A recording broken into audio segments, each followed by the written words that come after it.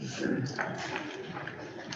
we got, hello everyone, welcome to Seattle King County's Continuum of Care Board meeting for November. Today's date is November 1st, 2023.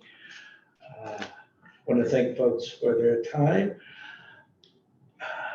Something I did not figure out before we got started. Do we have someone who would like to give us a land acknowledgement? Looks like Tamara. Is Tamara? Yeah. Is Tamara here? I am here, and I'd be happy to read the land acknowledgement from months past that I think that we talked about in the system performance planning meeting earlier today about one of the things I really want to do on this board and in the larger world is create culture change around how we think and do and act and be and feel. And so this is kind of in honor of that. And I call it the well-being land acknowledgement. The land beneath our feet and the waters that surround us have always and will always belong to the Duwamish and Coast Salish peoples of the Pacific Northwest. I encourage everyone to reflect deeply on how these communities have blessed us with their generosity of spirit and how the land they steward has nourished our bodies, quenched our thirst, and provided a bounty of natural resources to nourish our souls. This acknowledgement is intended to promote systemic and cultural shifts in how we relate to the earth and with one another. Full Frame Initiative's 5 domains of well-being and the well-being blueprint offers a beautiful foundation upon which we can better meet the collective needs of our various communities. If we start with the understanding that we are all hardwired to pursue that which makes us well, then we will more likely see success in transforming the systems, governance structures, policies, and programs that perpetuate inequities and contribute to the prevalence and incidence of homelessness throughout our region. The well-being framework and blueprint principles provide a roadmap for us to challenge the political systems and prevailing public perception of homelessness that continue to harm and criminalize our unhoused neighbors. It is this roadmap that I believe will shift the paradigm of our systems and uproot the cultural norms that have defined much of our homeless response system. But we first have to decide that we value human rights and well-being over the political interests of our elected officials and NIMBYism. The problem of homelessness is structural, and therefore we need to educate policymakers and the public regarding the root causes of homelessness and offer community-driven solutions that address those root causes. And we do that through the leadership of folks with lived experience. And in doing so, we must also engage in activities that challenge the social and cultural norms that value profit over people, quantity over quality, and complacency over innovation. In summary, we must insist on systems transformation and policy decisions that uplift humanity's universal drive for well-being. If we can do that, then we will see more holistic, healing-centered models of care across our systems, as well as meaningful support for our unhoused neighbors. Thank you. Thank you.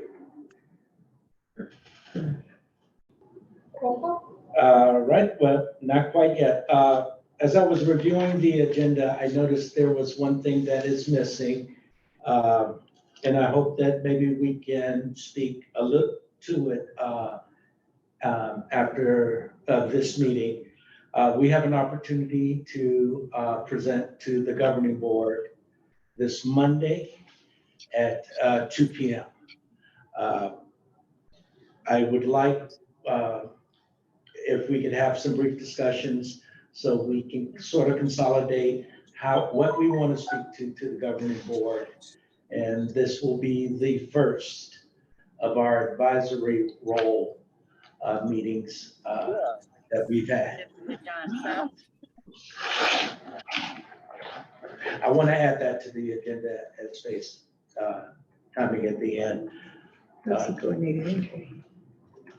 I would move that we actually do that. Can I get a? I would second that. Thanks, Dorsal. Any further discussions on it? All righty. All those in favor of adding that to our agenda, just say aye. Aye. Aye. Aye. All righty. With that, I would like to then ask Alex to do a quick roll call. Yes. Okay, you're present. Please say here. Patricia Barnes, Sam? Sam. Here. Thank you. Tamara Bauman? Here. Kenyatta Carol Hillman? Lise Castro? Here. Thank you. Jaja Floyd? Here. Marvin Futrell? Here. Antoinette Lambert? Here. Dorsal plants? Here. Ruby Romero? Here. Thank you. Martha Sassarosi? Here. Christina Selwicki?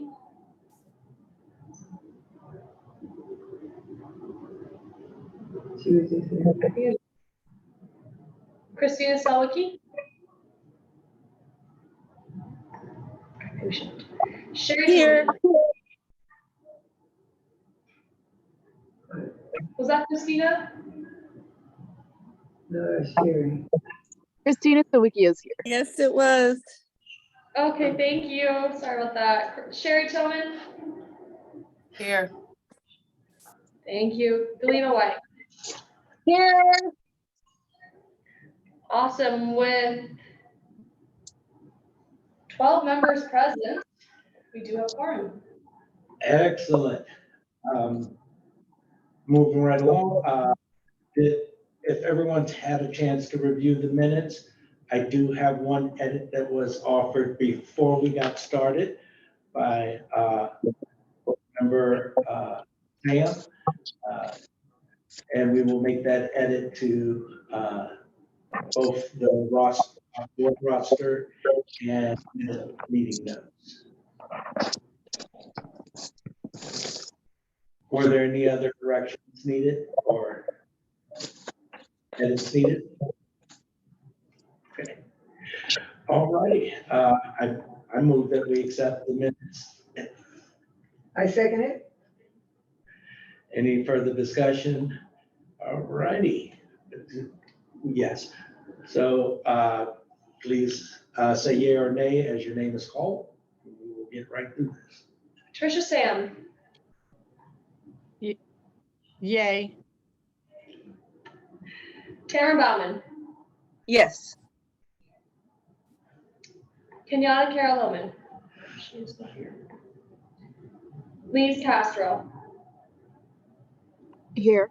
Oh wait. Oh yes. Wait. I'm so sorry. What No, are no, we no, you're- just either recommending or are we resuming? We are voting to approve the meeting minutes from the last meeting. That needed beyond a second. Okay, I approve. Thanks. Jaja Floyd? Yes. Marvin Futrell? Yep. Antoinette Lambert? Yes. Dorsal plants? Yes. Ruby Romero? Yes. Martha Sassarosi? Yes. Christina Selwicki?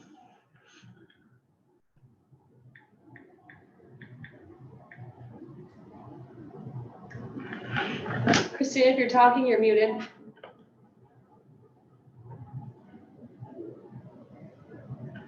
I'll come back to you. Sherry Tillman?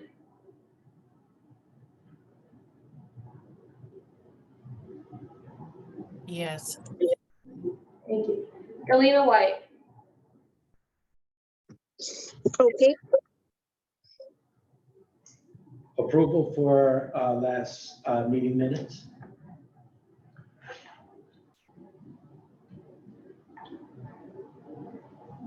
Galena, do you approve? I said, okay. Oh, got it. Okay. Christina Thank you. Selwicki, do you approve?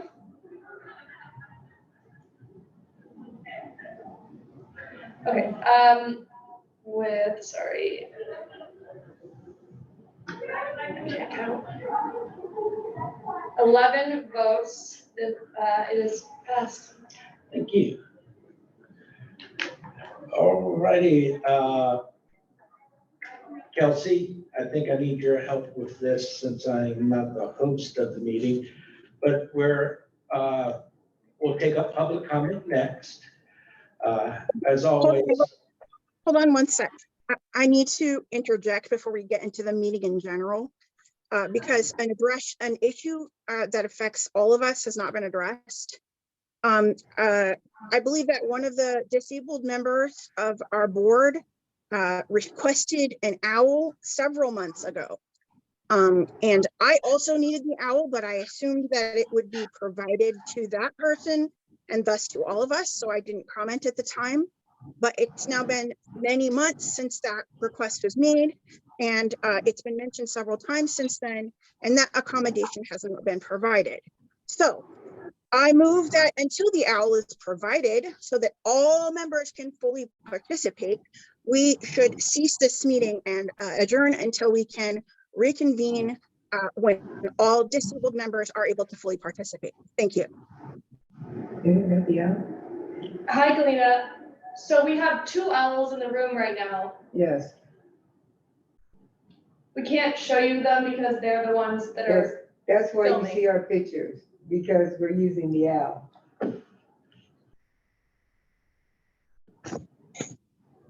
Okay, that's great. Fantastic. Where can I access that information? So the owl is something that is just for the office here, for when members come in to join meetings from the office.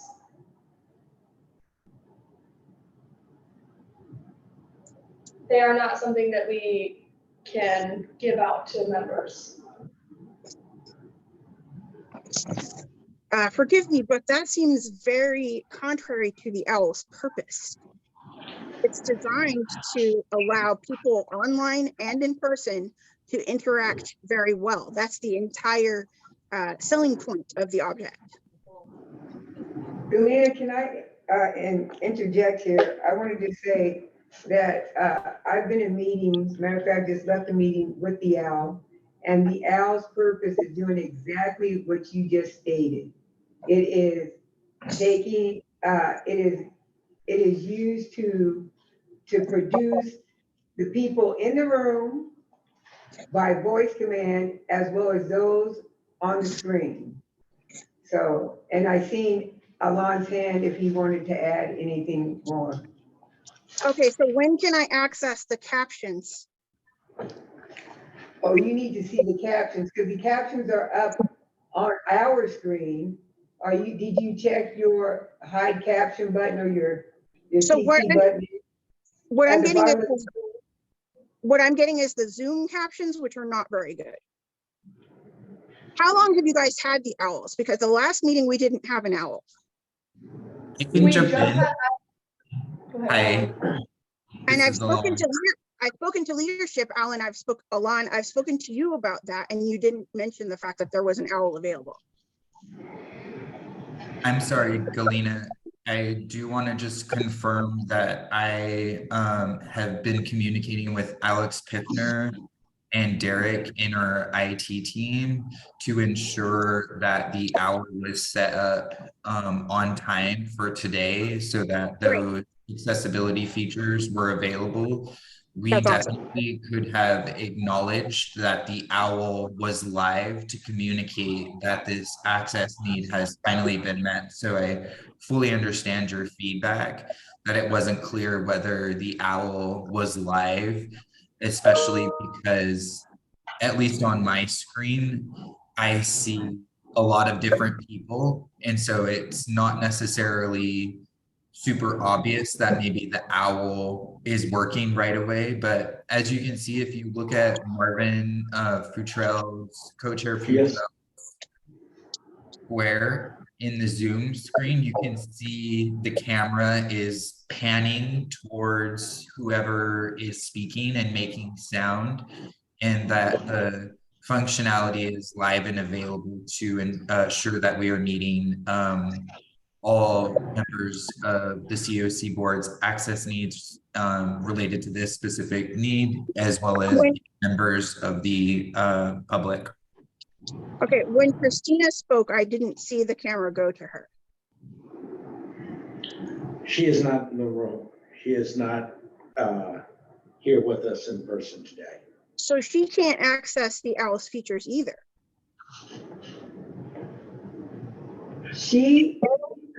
Christina, can you address that if you are available? Can she see the OWL's captions, or is she seeing Zoom's captions?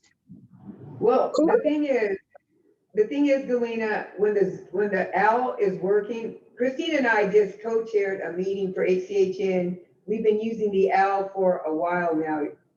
And so those captions you're seeing are coming from the OWL.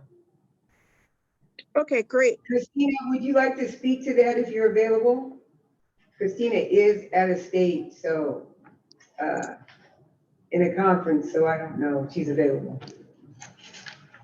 Okay, it worried me when I saw that. About what? It's accessible to me right now. But I was also informed that I knew OWL was going to be there starting this meeting, and yeah, it's coming through very clear for me. Okay, great. That's fantastic. I wasn't sure that the captions were going to be up to snuff, but if this is the best I'm going to get, then I accept it. I don't know if they can be adjusted, because I know the meeting I just left out with Christina, I noticed that the captioning was a lot bigger. So I don't know, maybe they have to, the IT might want to play with that and figure out how that works, but yeah. That's all I can say to that, Galena. Did you need them to be larger? No, I was hoping for better than Zoom captions. I still am not clear on whether or not you guys are feeding the OWL captions into Zoom or not, but I realize this is going past the time at which it's taking up too much time. So maybe someone can tell me about that later. Hey, Galena, I will email you later. But yeah, it is using, OWL is doing the captions. So the captions that you're seeing on screen are not Zoom. They are being captured by OWL and then being presented through Zoom, which is how you're viewing them. Wonderful, thank you. Okay, great. All righty. With that, I guess we can move towards public comment. All right. Kelsey, do we have folks? Oh, the disclaimer for public comment is we welcome public comment now, and we will accept questions or comments as our meeting goes along. Please let us know if you have something you wish to add to our discussions, and we will call on you as we are able. And we definitely follow up with any questions left in chat following the meeting. So with that, I will open up public comment. Great. And there was a question and answer in the Zoom that a participant is on Zoom and has full captions. So just confirming that the audience is seeing captions. And then we have two hands up. First is Elizabeth, and I will invite you to please speak.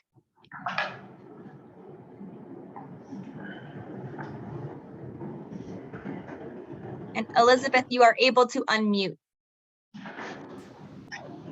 I'm unmuted? Yes, we can hear you. You are. All right. I wanted to address the question of the point in time count. And I have a suggestion for you.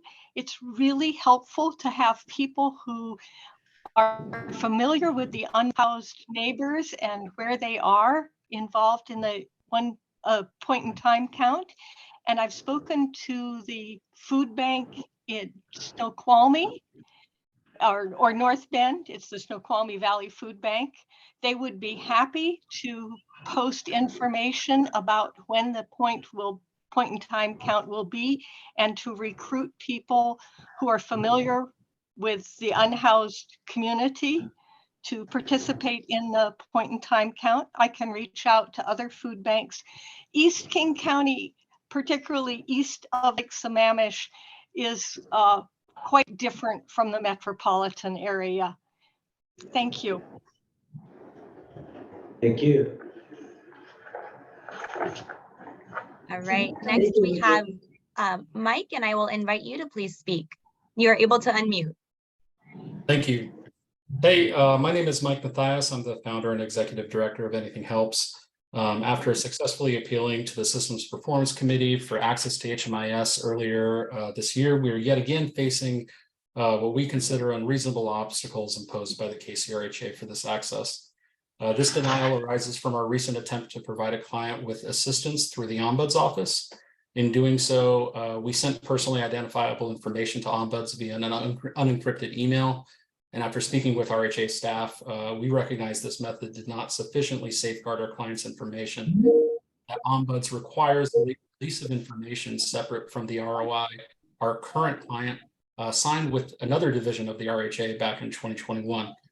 Although we recognize that this may not have been a best practice, we really want to stress to this committee that we were unaware of the need for an additional ROI, and we haven't been provided with any capacity building support or guidance on best practices from any agency or organization.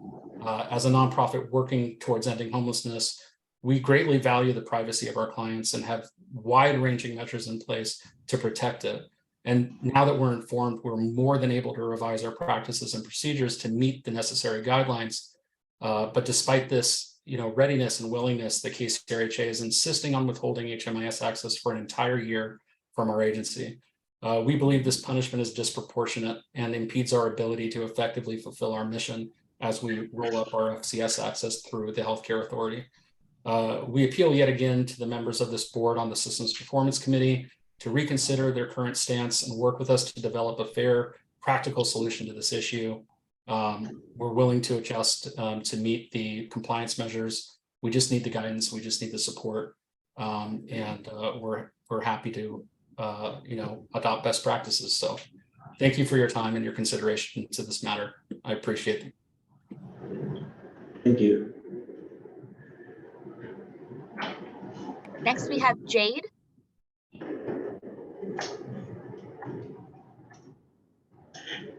Jade, if you're trying to speak, you're still muted. I had to allow them to speak. You're able to unmute now, Jade. Pardon me. Thank you. Oh, good. Thank you so much. Really glad to be in this space today. And I am a member of the Washington State Lived Experience Coalition. I'm also here as a member of the public. But we recognize that the point in time count is inherently flawed in that it is an approximation of people impacted. And so the Lived Experience Coalition, in light of our experience on the topic, we have some recommendations about how to make it better. One of those being to share the formula now, the algorithm now, so that we know communities who were underrepresented in the last count are represented this year, such as families, people living in vehicles, and refugees. And then I do have questions about how are the hub locations being decided? We really encourage additional hubs in geographically diverse spaces with an application of a racial equity lens to ensure highly impacted communities are appropriately documented. And just a little bit on that, it's just we believe it's flawed to think that a hub for Aurora can represent Lake City, for instance, and Kenmore and Auburn does not represent Federal Way. Different geographic areas with various very different populations.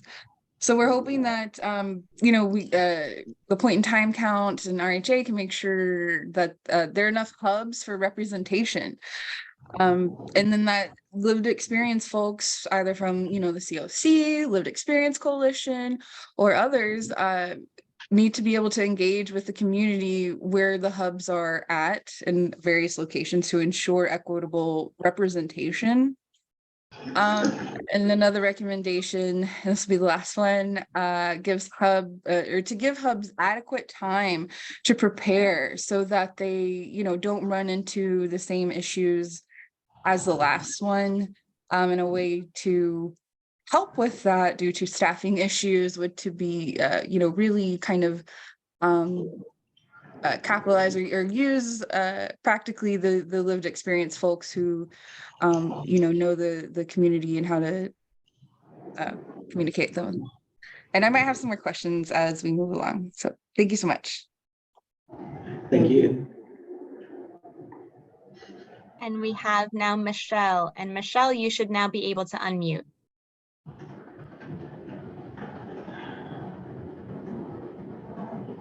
Great, thank you.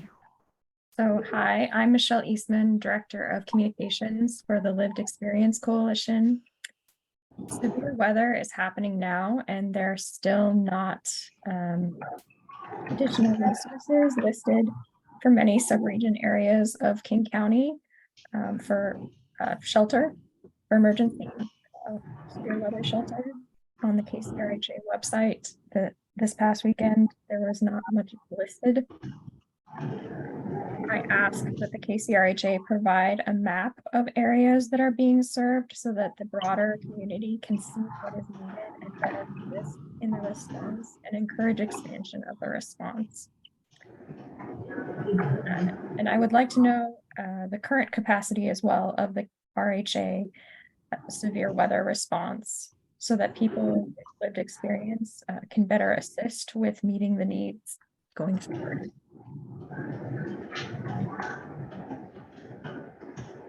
Thank you. Thank you. Thank you. Kelsey? And I believe that is all the hands that I see. I will be monitoring the Q&A. So if there are questions there for public comment, I will be monitoring that throughout the meeting. Thank you. Moving on with our agenda, up next is coordinated entry. Oh, sorry. Don't mean Hey, to this is Christina. I had my hand up. Oh, Yeah. okay. Thank you. Sorry, my hand was up manually like I do.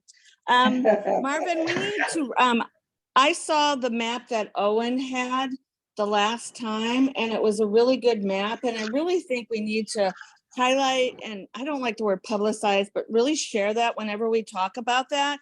It's the map that shows where they went last year. That's how I found out they didn't go to Shoreline, etc. It had like little starry things on it. It was a very good tool to really highlight where people went and where people didn't go.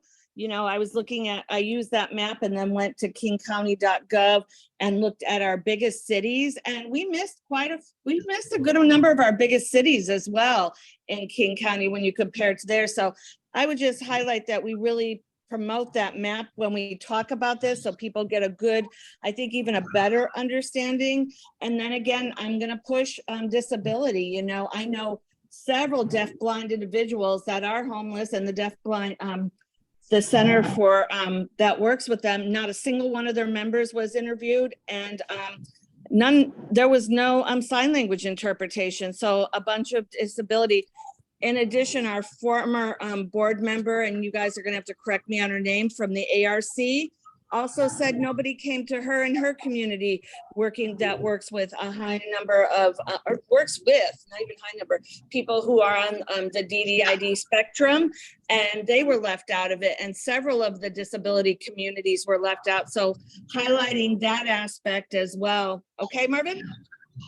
Absolutely, and thank you for taking us into our next agenda topic. I'm gonna pass the floor over. Is Owen with us today? Can't see. Camera, I am with you.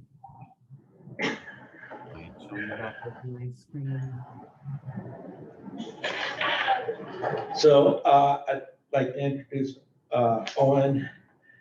I'm going to butcher last name, Gapewitz. He will be giving us an update updates on the point in time count. He was also the lead from the KCRHA at rolling out the pit to the board last month. So I just want to confirm that you've got the first board question and suggestion, and then turn the floor over for you for your updates. Awesome. Thank you. I have, what I'm gonna do today is provide some updates since last time we talked. We'll start with the timeline that was at the end of that deck, and then walk through a couple things, including, I'm really glad you asked about the map, Christina, because including that map. And then we'll walk through, I know there's a lot of questions around hubs, and we have some hubs in consideration that I would love to share with you all and get some input. So let me share my screen.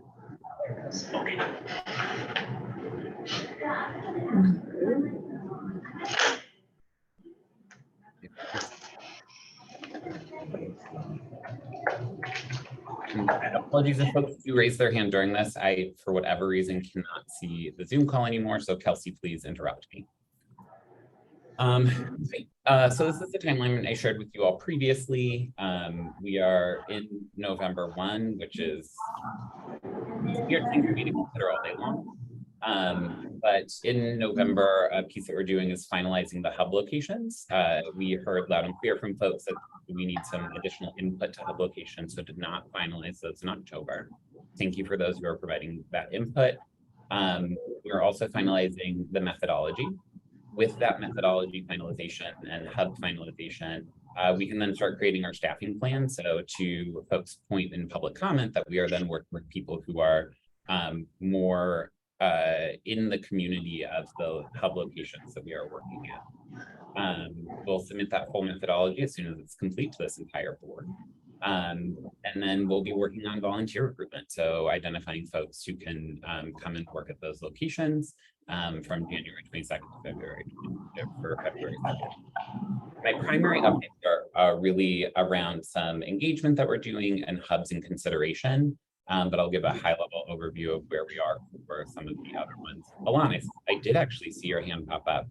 Thank you. I'm terribly sorry to interrupt you. Marvin, I just wanted to ask if you could mute yourself because it's affecting the captions when it's catching the background noise. And I want to make sure that the captions are flowing in alignment with Owen's presentation. Thank you.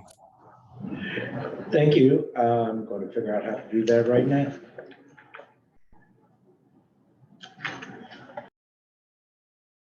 Okay, is that better, y'all? Okay, perfect. Going into a piece that is missing here is December is then, hey, we finalize these things, all the logistics coming together in order to make that happen. Finalized in January. We will then do volunteer training, do the data collection, which is currently scheduled from January 22nd to February 2nd. In February, then we're going to take just, a brief moment to catch our breath after doing all of this, then work through the data validation and analysis, shooting for a March 15th completion date of that analysis so that we have adequate time to fully review before submission to HUD. We're anticipating that HUD submission is going to be on the 30th. Of April. And a piece again that is not on here that I did mention the other day is that we will also be producing significantly more materials for a community report from this to go beyond just the data that we submit to HUD. So a few updates since last time we talked. There we go. So here are some of the high level updates since last time we talked, which is that we're working on finalizing our budget for PIT expenses. This is really looking in confirming equipment and supplies needed. We've identified a couple specific printers we need, for instance, at hubs, and are trying to finalize which ones we're going to get and purchase those. We're working with partners at the University of Washington on this, and they have built a software application for the ticketing and incentives that they have used previously. And we're working on getting that finalized in our environment. And just to ensure folks that will end up living on an RHA secured cloud server when we do get to deployment. And then we have continued hub planning. So you also wanted to update folks on just some of the community engagement that we're doing in terms of getting input on hubs and some of the methodology. Piece that is not on here is that when we're doing these engagements, we're not just looking for input on where's the hub. We're also looking for input on if folks are willing or interested in partnering with us to do seeding. And so as a reminder for folks, seeding is that identifying those first people experiencing unsheltered homelessness that we go to and complete an interview with. And so we're really looking for folks with the subject matter area expertise on tapping into the communities that they serve and represent. So that's why we are working with folks like the Vehicle Residency Working Group, Chief Seattle Club, working with our Veterans Operation Leadership Team. Christine, I heard you mention a number of different agencies that we should be tapping into as well. And I'm hoping that over coffee next week when we get together, we can discuss that even further. And then we're also working with our youth providers and some of our family providers, including Mary's Place. Owen? Yes. Quickly, we are not seeing your slides move forward. If you're still on the timeline slide, that's what we are seeing. So we are not seeing them moving forward. Thanks. I am sharing something different. Hold, please.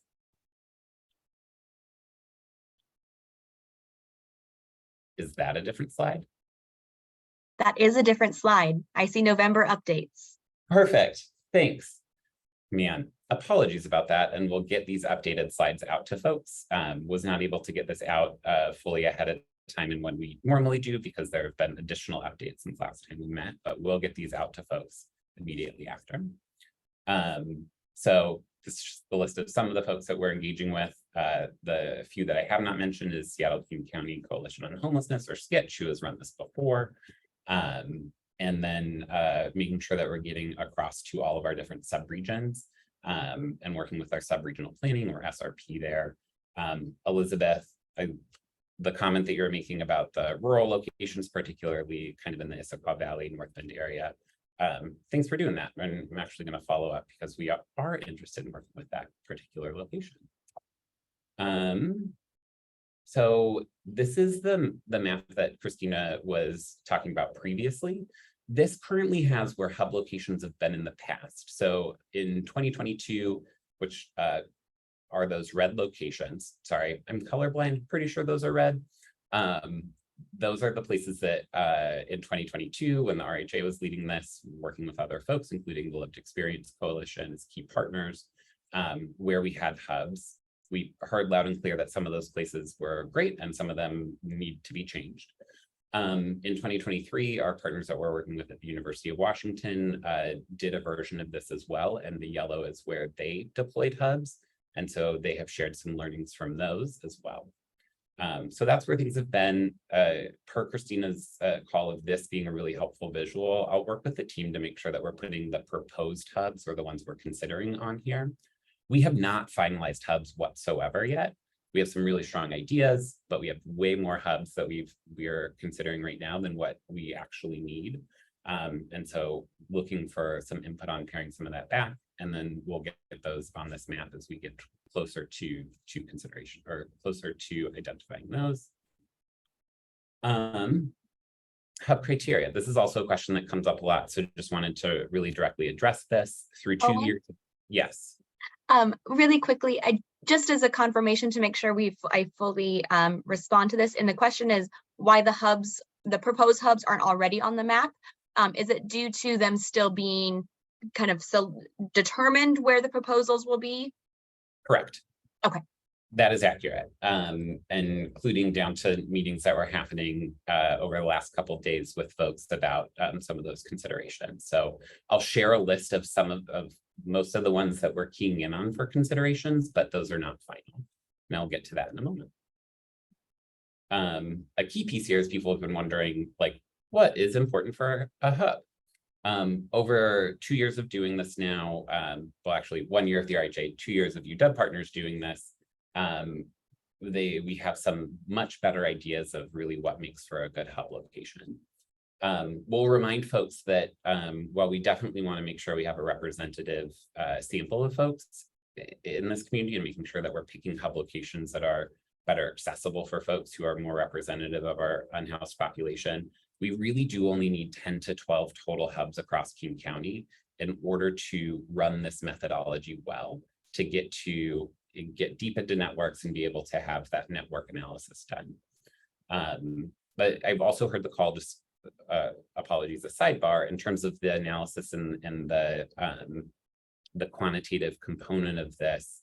I'm working on doing a better job in order to get that in front of folks so that people can fully see why 10 to 12 is actually an okay number, and also more stepwise through what the calculations we're using are, recognizing that the calculations I've shared in the past kind of go from here's data collection to here's the final number, and want to kind of walk folks through that a little bit more. So that is something I am working on. I do not have that for you today though.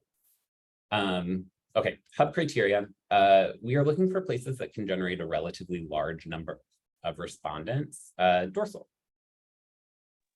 Sorry, I just wanted to clarify, but will you have that before the point in time count in a way that you're okay, thank you. Yes. Yes, the goal is to have that well ahead of when we're actually in the field, and then continuously reference that as we do the point in time count and get to that final number. Somebody very kindly the other day told me that I am not a comms person and need to probably work with comms people to make some of my content more accessible. So apologies on that, and I'm working with comms folks now. Yes.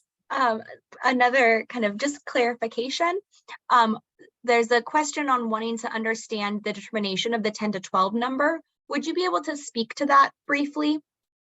Yeah, I will take a stab at that. I think the breakdown that I'm talking about will be a little bit more helpful in the future when I do that.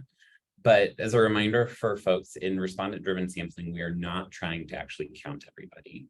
In most samplings of populations, inclusive of many that have been done here in King County in the past, we know we don't count everybody, and we make accommodations in the extrapolation from the folks that we do count in order to get to that larger population. There have been many different ways that's happened in the past. Here, there's many different ways that happens in other localities. But just because we do not actually include an individual in the count does not mean that they're not represented in that final number. That's where this gets, that's where RDS has a huge strength, is it's the modeling of a full network or multiple networks of people that allow us to extrapolate to then see, okay, who are the people who aren't in this exact number of everybody we've touched, and an actual representation of that larger piece. So we don't need to be in every single location across King County in order to do that. What we have found is in our geography is that 10 to 12 is a good space in order to ensure that we are getting enough geographic coverage in order to say that we are representing the large geography of King County. And so that 10 to 12 allows us to make sure that we're placing hubs across King County in order to make sure that we have that geographic breadth. One of the key pieces with that we have learned since our 2022 is that a key piece that we missed is we need to include an additional rural hub to make sure that we are actually better capturing the geographic area of rural King County. But with these numbers, we're able to actually extrapolate to the full population in a geographic area. Again, that's where, Kelsey, again, I need to be talking with our comms folks to, better talk about that component. Thank you. There's another question on clarification regarding how and who the point in time count is reaching out to when it comes to youth providers. Yeah. Oh man, I just said youth providers. I didn't actually list the name of them. I will get I don't want to misquote who we've engaged with. I know that a couple of folks from my team have been meeting with a number of different youth providers, and they're not coming to the top of mind right now, and I want to give you accurate information. So Kelsey, if you could help follow up with me after this to make sure I get that correct information out to folks. Yep, will do. Marvin, I see your hand too.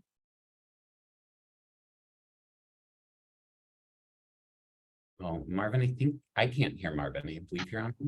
All righty. If we've answered the other questions, I just had a follow-up question.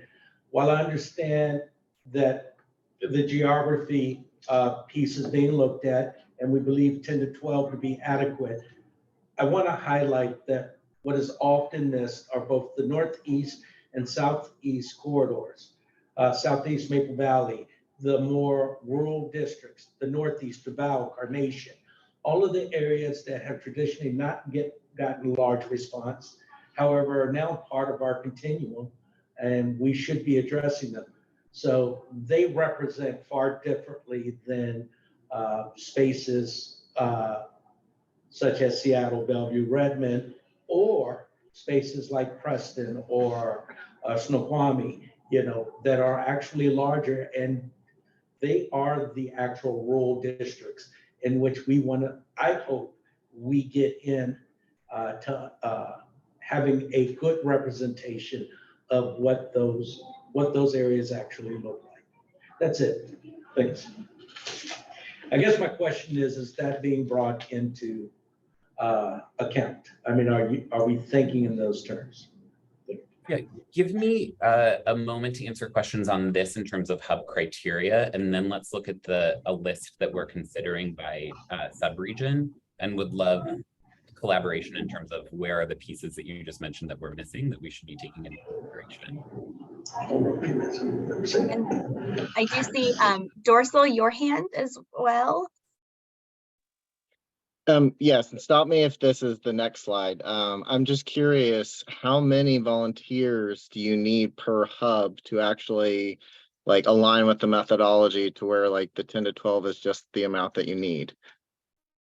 Yeah, thank you. That is something, the staffing plan for that is going to be slightly dependent on where we are and is coming together. What we are looking at right now that is different from what we did in 2022 is ensuring that we not just have the right number of people, but all the correct roles differentiated, so that there's somebody who is like a hub lead, who is really the point of contact running items. We have folks who then are also doing the interviews who are separate from that, so people aren't having to double between different things. We have folks, particularly in some of our anticipated larger traffic areas.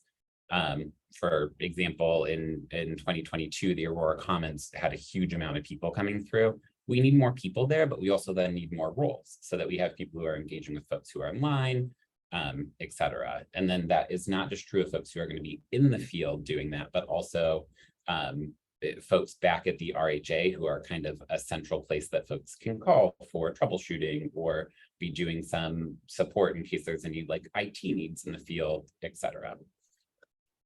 Christina. Yeah, and also reaching out to those members of those specific communities, because other people going into either whatever cultural communities, however that community identifies with, you not necessarily get the best answers versus someone within those communities being trained up to be the volunteers and helping out. And yeah, that's my thought on it. Thank you. And a key piece with that too is, and where we're really intentionally building in on this this time, is making sure that we're working with folks who both have that local expertise and also potentially some subpopulation specific expertise, so like our youth population providers, for instance.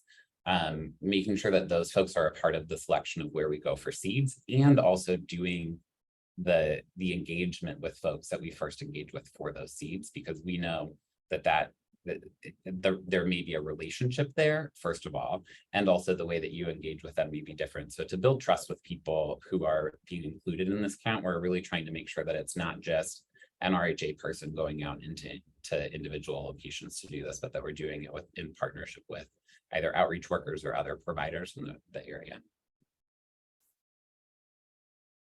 Okay. There are a couple more questions that have come up. One, are hub locations considering access to transit?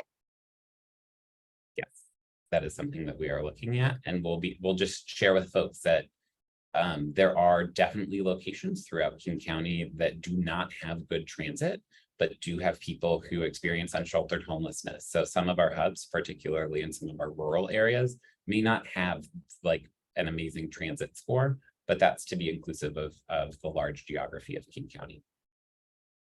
And then there's a couple other questions regarding particularly involvement of folks with lived experience, wondering about the focus of geography to determine sites and whether there was coordination with folks with lived experience to determine those. And also a question on the focus with partnering with outreach workers and providers, as those aren't always folks who have lived expertise. I do want to note that many of our providers, outreach workers and providers, have lived experience. A lot of our outreach providers really do focus on hiring folks with lived experience to fill those positions. So I want to just uplift that. And a question to ask for me to read the geography one verbatim. So let me read this verbatim to make sure it's fully captured. So you said the focus is on geography to determine hub sites. Has there been any focus on connecting with lived experience people and the people who are most closely connected to the community? What's the methodology behind focusing mainly on the geographics instead of focusing on where the people actually are and meeting them where they are at? That is an excellent question, and thank you for reading that verbatim. It is important that we have geographic spread, but just geography is not how we're determining where that is. We're working with people both with lived experience, people who are providers, people who have gone through our homelessness response system in the past in order to determine within subregions what are the best locations that we need to be at that is responsive to the community there. An example of that we'll get to in a moment when I get to my last slide, which is some hubs that are in consideration, is we heard loud and clear in 2022 when Jaja was out there doing interviews with folks at down in our Burien location that like, hey, where we're at in Burien right now is probably not the most representative where we need to be. And instead there's locations in Kent and Federal Way that would be better. We're taking those types of learnings from that and current engagements in order to figure out like, here's what we've been hearing from folks. Here's what we've heard. You all are in different sub-regional areas, are the experts in this area. How do we then ensure that within this geography, we're at the right locations? So it's not just geography that's going into consideration. It's a number of different components there. We then also are working particularly with some different subpopulation groups in order to figure out, okay, we know that we did not best represent this community in 2022. How do we build a strategy that better engages those? Some of those are going to be that seed selection component. So knowing that we just like maybe didn't fully tap into a network that does exist in a location. Some of it's identifying hub locations, and some of it is doing specific different outreach to a population. A major example of that is our families with children work. So we are working with Mary's Place right now in order to actually do this work through their family intake line, so that we're tapping into families who are directly accessing services in that way. And we're trying to modify this in a bit of a pilot to do this over the phone. This will be a really interesting and novel way to do this. There's been some use of this in different areas in the past that has worked well. And so we're trying to modify that to see how we can leverage that for our families with children who were not fully represented in our count previously. Christina, I see your hand up.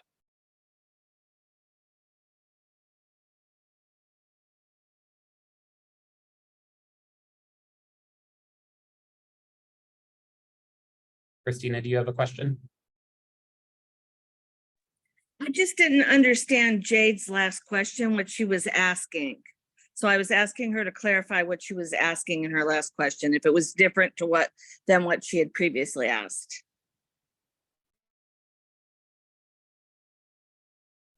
Okay, well, I'm going to capture that, and I'm going to ask to make sure we capture all the questions that were in the chat so we can work on those towards our next update section. But I want to move us along, and Owen said there was still a slide he wanted to get to. So I wanted to encourage him. Slide that you all want to see the most too, which is here are hubs that are currently in consideration. So looking across King County, we have separated by our sub-region. So Seattle metro area, urban unincorporated, North King County, East, Snoqualmie Valley, South King County, and population specific. We just did some narrowing down of this from a longer list with engagement with our sub-regional planning team and some of our population specific partners. This is not final. This is also more hubs than we will actually put into place. But I am looking for, what I am sharing with you today is these are the ones that we're considering. What I would really love from folks in this is, and this will go out to everybody, so you don't have to get your input right now. I would actually really love to get some more deeply considered input from folks over email or over a phone call. But these are the places that we're considering to try to be responsive to some of the feedback we got in 2022, feedback we're getting from providers and folks with lived experience we're engaging with now.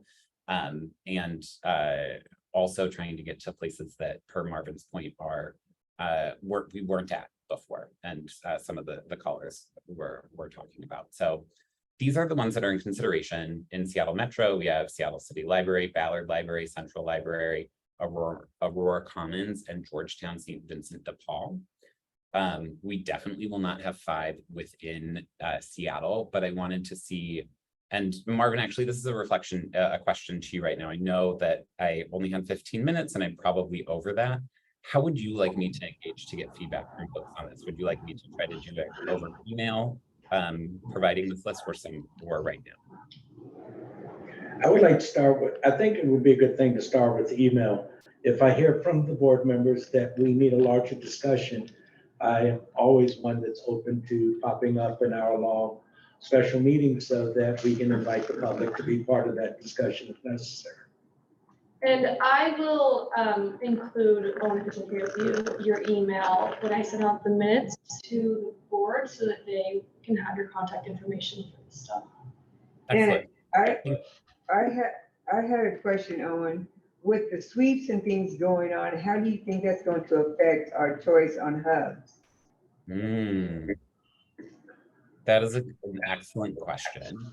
I think that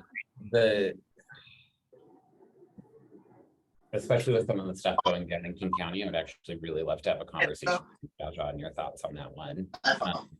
There are a lot of things I think to take into consideration with that. The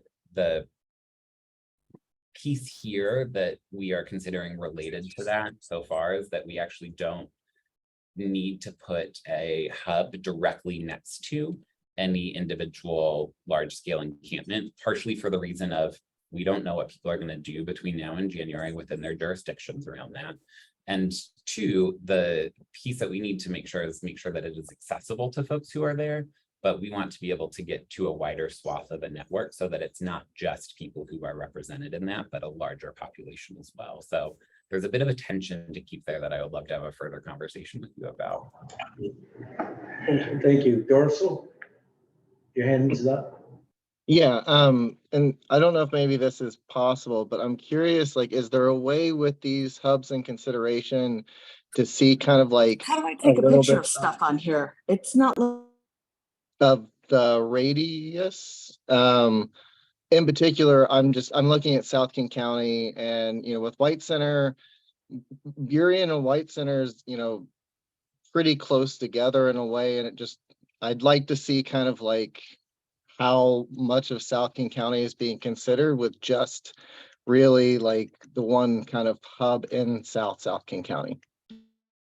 That makes total sense. And I think the Burien versus White Center piece is real. So thank you for asking that. It's something that I'm, again, per what Christine was saying earlier about it being really helpful to see these on a map. I can work with the team in order to get these on a map as well for the locations that we're considering. Awesome. With that, I'll work with Alex to make sure these materials make it out to folks. And then in that, she'll include my email so that you can follow up with me directly if you have particular questions or suggestions on where we should be looking. But before that, Patricia has a question. Just a quick question. Hopefully I'm on the right track. These hubs are, I'm wanting to ask, I'm looking at locations, but I don't see anything in the more central area of Seattle. I see that you have the Central Library, but even South Seattle, those skyway areas, the main Seattle, like Dearborn, all that area?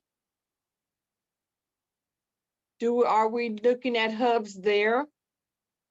We have, May I think I would like to take a stab at this one. A Thank hub is a place where the seating actually starts and the samplings that are come in. They need to be geographically located to capture a good representation of the area in which they're presented, which is why if they're too close together, such as Burien and White Center, then we want to make sure that we're getting the most out of the 10 to 12 hubs that we have. You know, so it's not every large concentration of people that we know of gets a hub.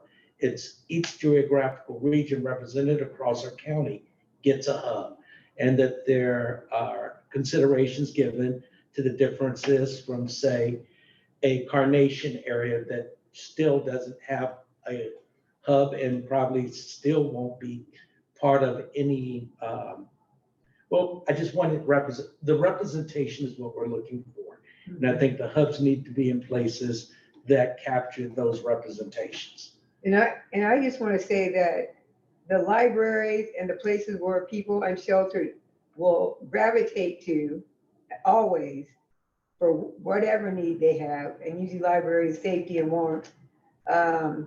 Food banks where they go to get something to eat would be your best places for hubs capturing. And then in the rural areas also, you know what I mean? Maybe the rural area doesn't have a library, they have to travel too far, but they do have a food bank or something, you know what I mean?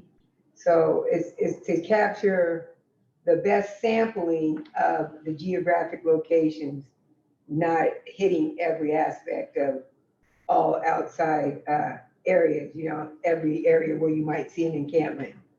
But yeah, and I think we'll go into that detail a little bit later and in depth when Owen, we get this email going back and forth. The two of you summed that up wonderfully. Thank you. There are a couple other pieces in the chat that I just want to uplift that were there.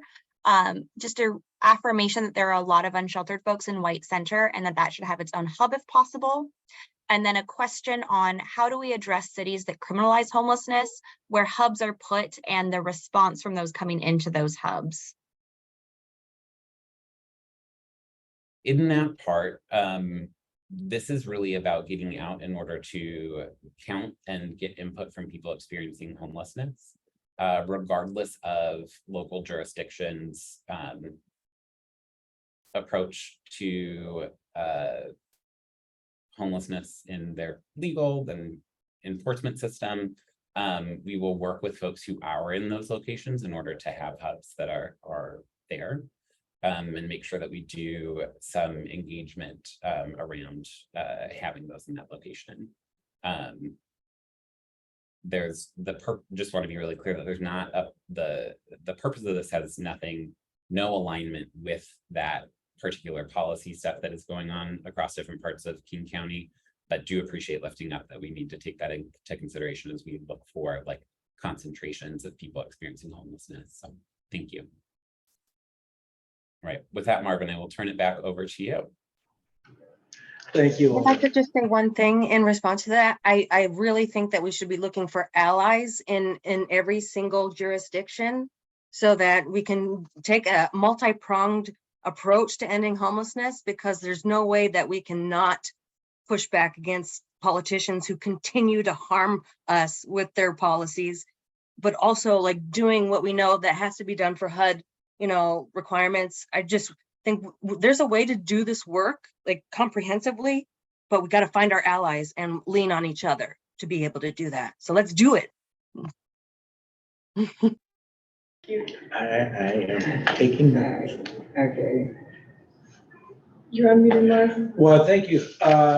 With that, I just wanted to confirm that we captured the chat and that all the questions in chat are reflected so folks can go have some place to go back to. Do we do that, Kelsey? Before we end the meeting? Yes, thank you. So I am going to, at this time, move us forward. Up next on our agenda is to get a COC convening update from Alon and our co-chair, Jaja. Alon? Hi, everybody. My name is Alon Gutierrez. I use he, him, his pronouns, and I am one of 2 deputy chief program officers at the King County Regional Homelessness Authority. I've been with the agency for 8 weeks, my 9th week. So I am still learning a ton, meeting lots of people, and it's a pleasure to be here and working alongside co-chair Floyd as we are beginning to plan the COC convening. I am going to share my screen. Give me a moment.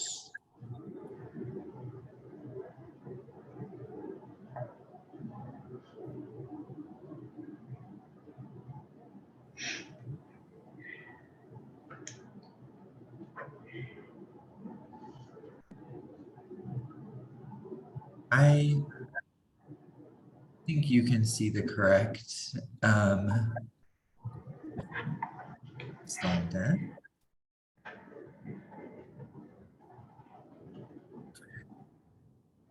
Okay.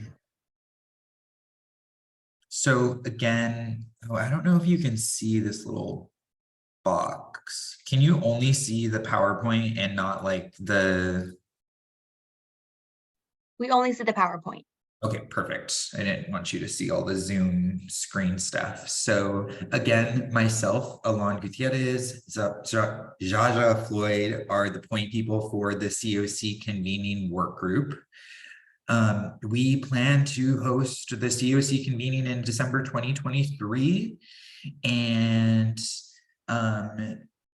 while I understand that the last location for the COC convening earlier this year was, I believe, at 400 Yesler Street in our offices, I also am working with Jaja to ensure that we're taking a closer look at all the accessibility functions in the space to ensure that this space will work, given all of the excellent feedback that we have received from members of the board, as well as members of the public and COC members as well. We are still looking for volunteers to help Jaja and I plan this convening.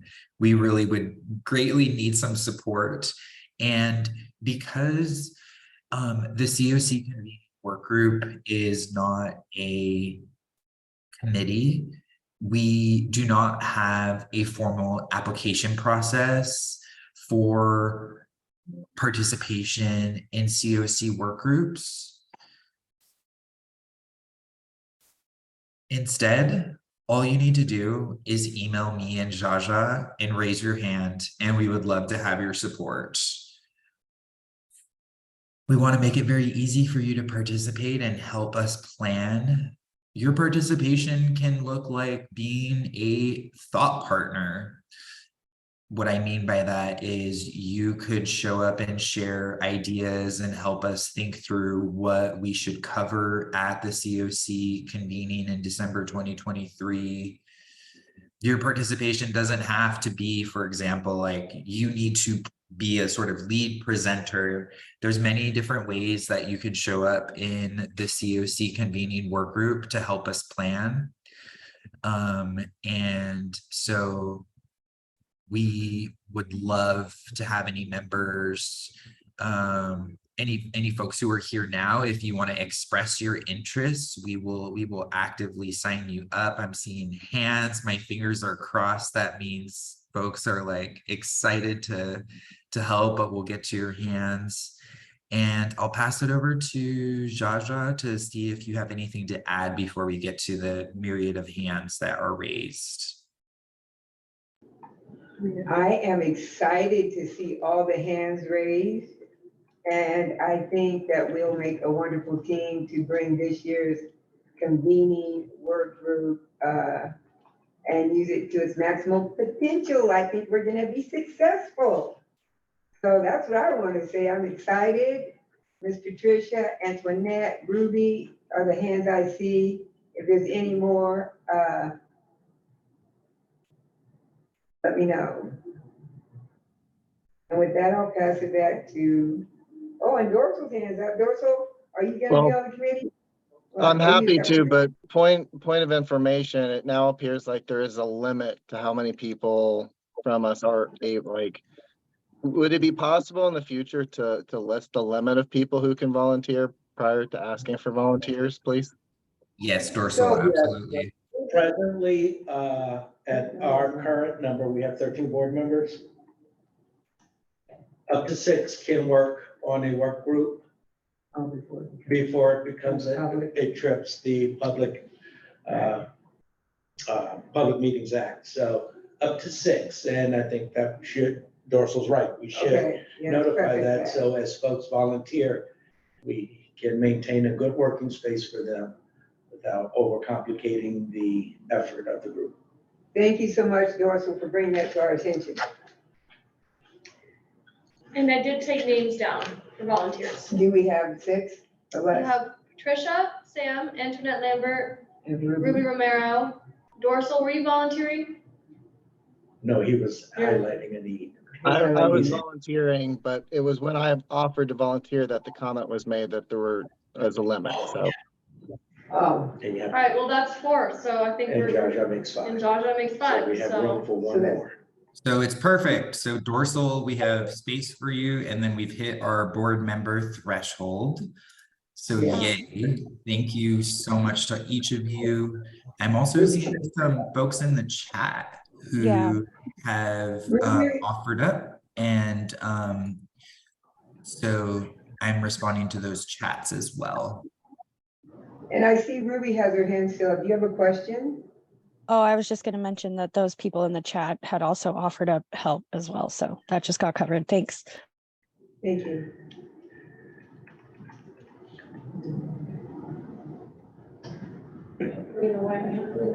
Oh, the meter. Go ahead and enter me to the list. We can share with them folks at this time. All right. So thank you, Alon. Is there anything more? Jaja, Alon? If not, I'd like keep us moving forward. No, I just noticed that there might be more than, if Christina, if we had Christina and Galena, then that makes. So if we have more volunteers than spaces to work, right, you know, that's just a quick conversation. Yeah, no, yeah, I think everyone should be able to at least come, and if we have more than 6, one of us will leave. How's that? That's the short-term answer. The moving forward answer is, as we get more experience working as work groups, we find a better way to get commitment. Because right now we're asking for volunteers, and I think we got that. We know that 6 will carry the work forward. Exactly. And I don't like making decisions for others when a good group of folks can decide who's best able to help the group out. Exactly, and what their capacity is. Yes. So that's what we'll find out later. Okay. Thank you for your for volunteering. And you can turn it back to Marvin. Okay, I'm going to move us forward because one conversation went a little longer, but I should have anticipated better. We'll work on that. Up next is coordinated entry presentation from Alex Ibrahimi. Has Alex joined us today? A note that Alex is out of the office today. I am seeing if in the audience there's another member of the coordinated entry team. I'm not seeing anyone, but perhaps, Alon, do you have any updated information? Well, how about Jaja? Jaja was there. Were there any other? What I just want to share from the coordinated entry perspective is that we did meet, we had our first committee meeting, and basically what we're doing right now is that Alex is giving us the history of the CEA so that we can better do the work. And so we just had part 1 in our first meeting, and we'll continue with part 2 in our next meeting. And that's the update for the coordinated entry committee, unless someone else who was there. I know Belina was there. Maybe she may have something to add.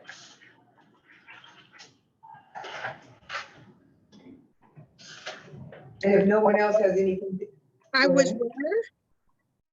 Were you there, Belina? Where? Coordinated entry meeting. The Coordinated Entry Committee meeting on Thursday. So what happened was I asked to be there and I was given permission and I showed up to the meeting. And then I was called in the first few minutes of the meeting by someone who told me that board members were not allowed to be at the meeting. That was not the CE meeting. That was a training for KCRHA. Yeah. That was, I think the coordinated entry committee was the first meeting. That was a different date. Okay, so what would you like to know? That's okay if you can't remember, because the update was just that he was giving us the history of the CEA, coordinated entry, and that he would be doing part 2 in our next meeting. Okay. Okay. Thank you. Yeah. Back So to you. one of the people, by the way, one of the people who gave us information about coordinated entry was a person who invited me to the meeting the other day. So I don't understand why someone told me that board members were not allowed there, but it seems like if it's an informational meeting about the way KCRHA works, we should be able to attend. I agree. It was a closed training for KCRHA staff, and the invite went out somehow incorrectly. I don't know what happened there, but we've been having technical difficulties. I remembered afterwards, the invite went to me because we'd been given a presentation about that specific part of KCRHA's workings, and I asked to be able to attend an informational session about that. That's why I was invited. Okay, I'll reach out to you via email about this, Kalina. We'll get this sorted. And I seen Patricia Sam's hand. Did you have a question? Well, just a comment. Thanks, Jaja. Back to the coordinated entry last Thursday, just so I'm following us on the right page. That was our first meeting, right? Yes, ma'am.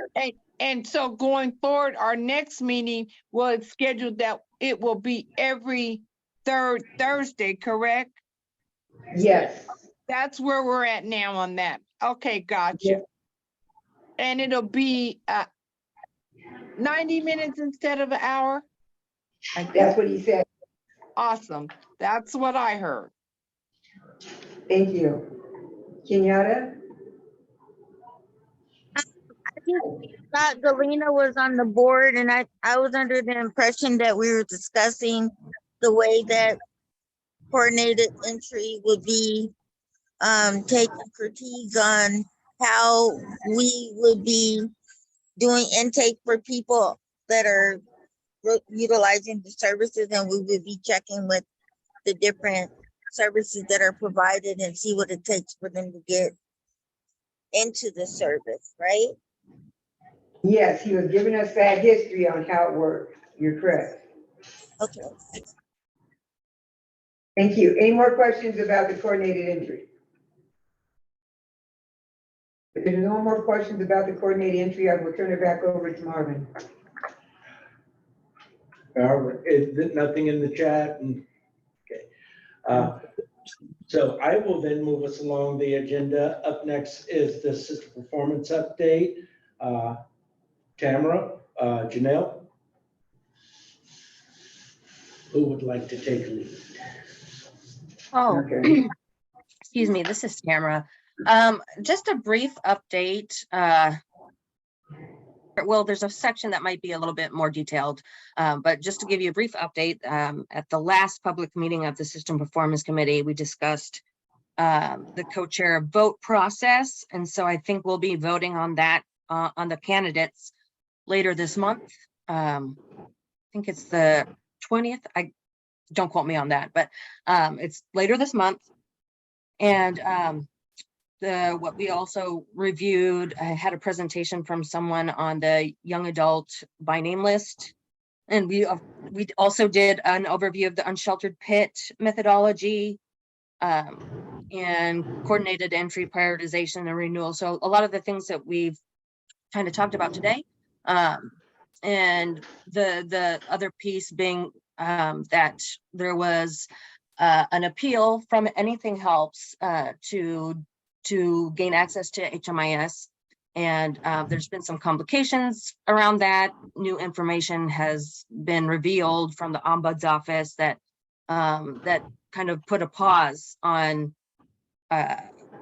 granting full access to that. So I think it is important that we offer the capacity building technical assistance that they will need when the time comes for them to reapply. Because I don't want to exclude anyone from helping. So that's that. And I know that there might be other people in the room who could speak to this in more detail than I can, because this is, you know, a sensitive issue. So if anybody else has questions or want to weigh in on the conversation around that, I will be sending out a letter and the Ombuds report to the System Performance Committee later today. But so if you have any questions, feel free to reach out to me later or to Janelle or Owen at KCRHA, and we'll do our best to answer your questions.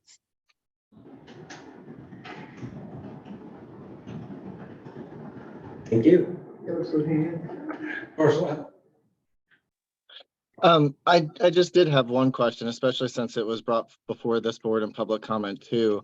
I was just curious, is the 1 year like ban, or whatever the technical term you would prefer, but is it the 1 year standard? Is there a reason why it's 1 year? Is there no wiggle, like 1 year just seems like a long time to restrict a service provider from a data system. And I was just curious why a year is the limit.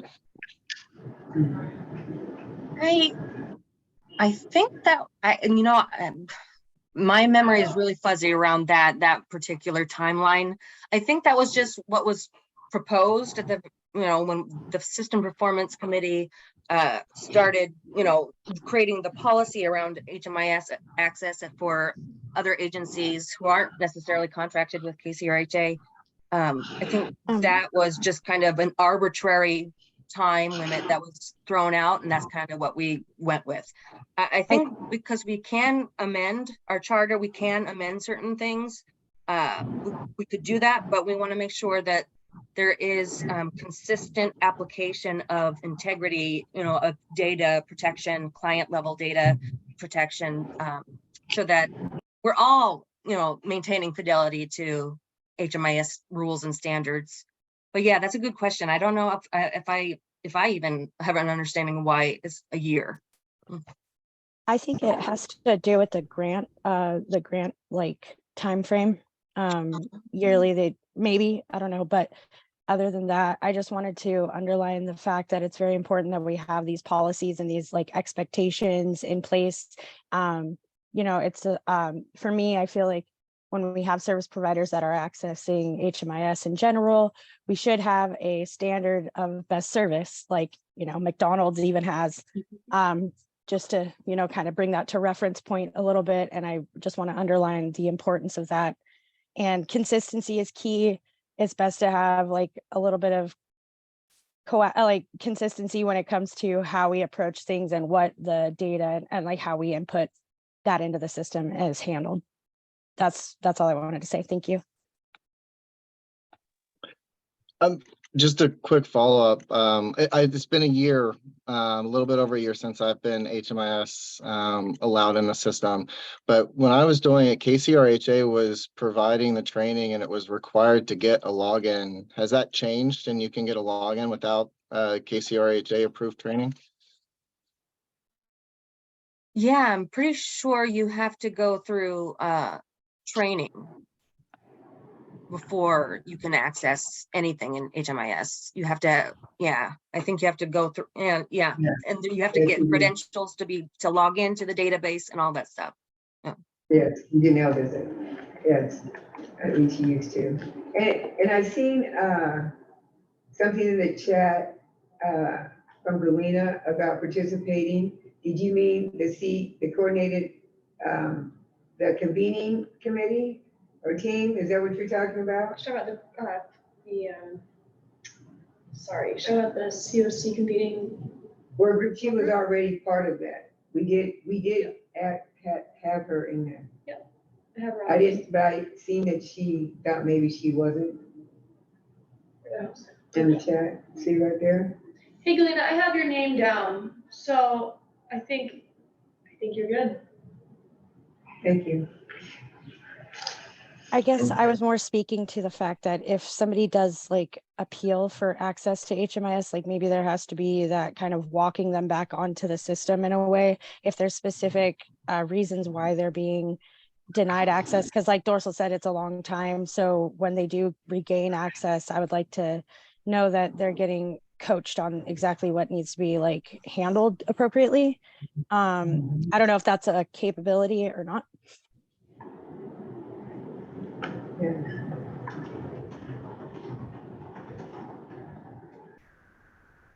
I can actually acknowledge for the process at the moment. This RHA staff person who generally answers those questions isn't with us today, but I will try to find out from them and then get back to everyone what the actual process actually is. Thank you, Marvin. Thank you. Anything else, Tamara? No, All right. that's all I got. Okay, that moves us on to severe weather. It wasn't on, it originally wasn't on the agenda, and I know at our co-chair meeting, we did really put it on the agenda, but with the snapping cold weather, I thought the board needed as usually asked for a situational update of where we're at with severe weather. So I'm going to turn it over to Alon, who I think has volunteered to give us, share what he knows of the response. Is Alon still on the Thank call? you so much. Okay. Can you hear me? Yes. Yes. Okay. Hi, everybody. My name is Alon Gutierrez. He, him, his Deputy Chief Program Officer at the King County Regional Homelessness Authority. As Co-Chair Futrell mentioned, the severe weather update was a last-minute addition to the agenda, and in turn, I do not have slides available for this presentation. However, I will be happy to, if there is interest in returning to the December 2023 meeting, to provide a more detailed update to the members of the board as well as members and the public.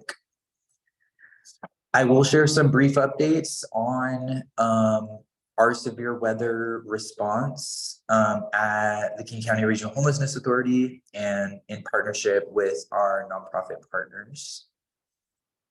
First, as many of you may know, the King County Regional Homelessness Authority activated our Tier 2 severe weather response from Friday, October 27th through Sunday, October 29th, 2023. I want to give a huge shout out to our partners, some of whom may be on the call today, who supported this activation in Seattle as well as King County.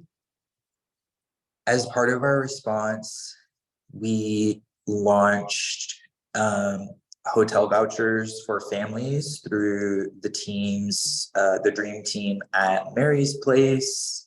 We also worked with our wonderful partners at the Salvation Army to open a 35-bed shelter for single adults.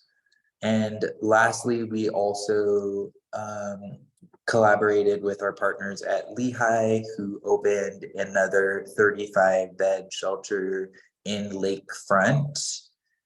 Beyond that, several of our shelter providers and partners, some of whom we don't fund, were able to provide some modest increases to capacity to accommodate the tier 2, to support with the tier 2 activation during that time frame. And I really want to express my gratitude to those partners. Those are my first updates about the response from October 27th through 29th, 2023. Additionally, I would like to share with you all that we are in the final stages of reviewing our North King County severe weather request for proposal and submissions. And I expect that we will announce with the nonprofit partner that is selected within the next 2 weeks at most, likely sooner. We're very excited about this additional capacity in North King County as the severe weather season has arrived.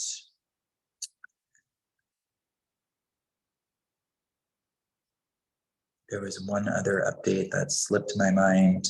I believe, again, I would be happy to come back to provide another severe weather update that is more comprehensive and with slides. And I do apologize that I could not throw together slides last minute for this presentation.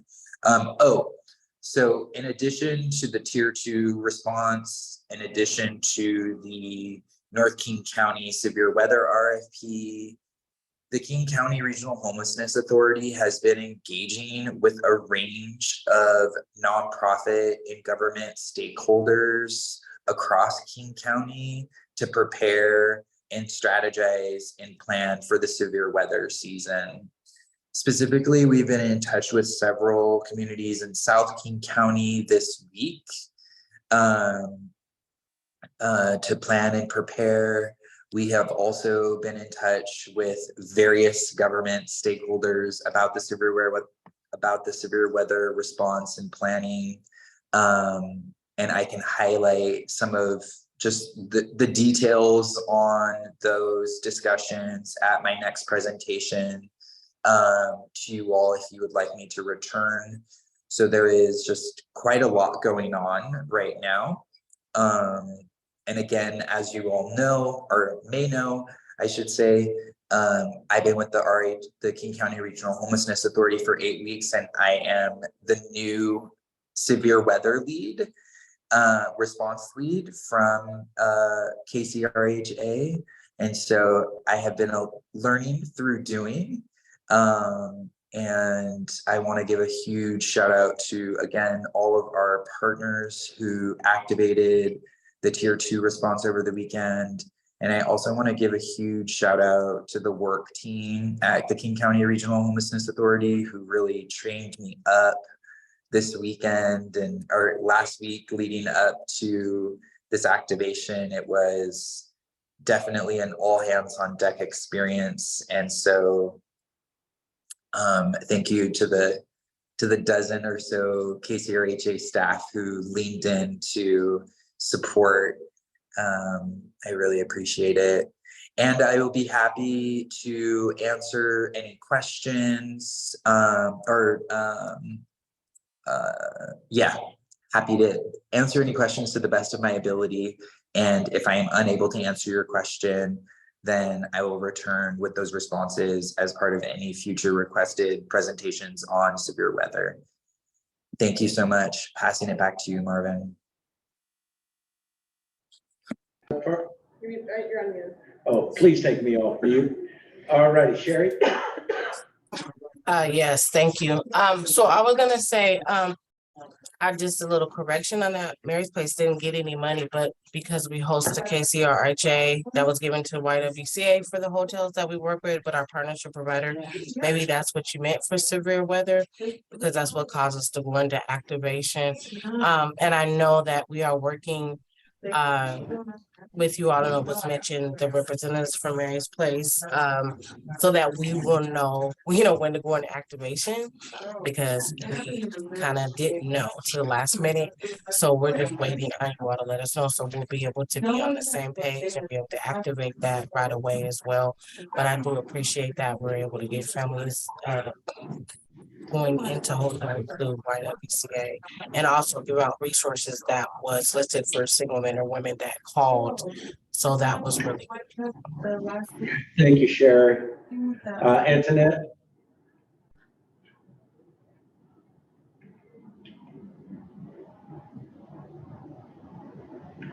Antoinette, you're muted if you're trying to speak. Alrighty, going forward, since it was asked for, from public comment came a request to understand what the King County Regional Homeless Authority's response system, the capacity, and what are the plans to expand?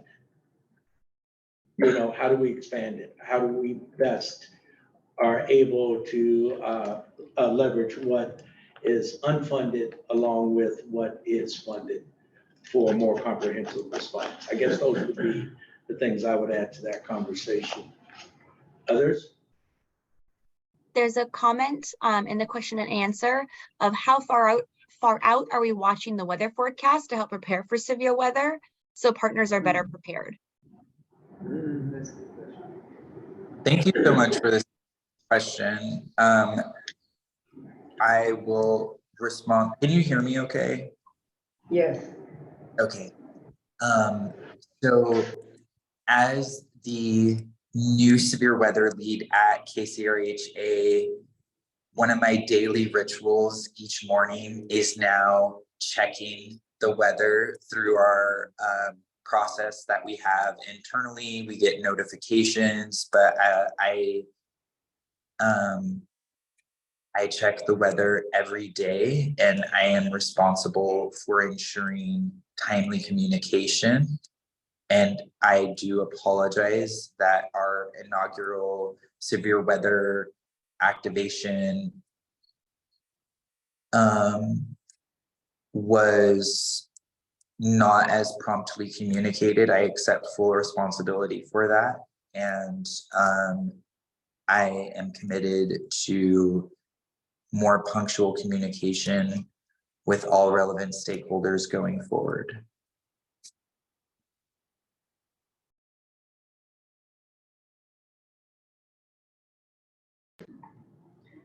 All right, thank you, Alon. Dorsal? Thank you, and thank you for the work you all did this past weekend. In addition to the funding, I just want to uplift probably something you've heard, but there's also a need for support for training for volunteers supporting severe weather shelters across, especially South King County. Thank you.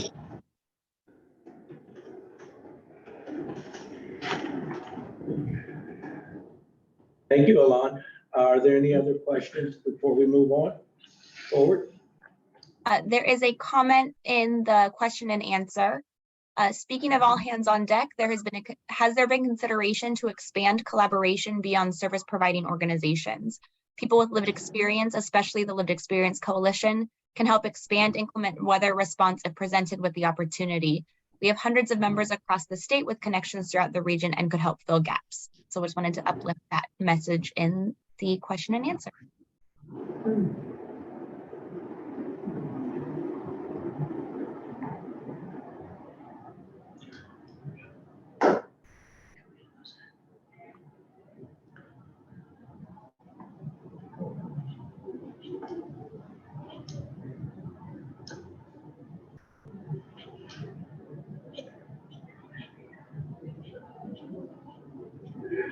Thank you. Thank you, Jay. I think Jay gave us public comment earlier, and we will attach this so that we do not lose this thread.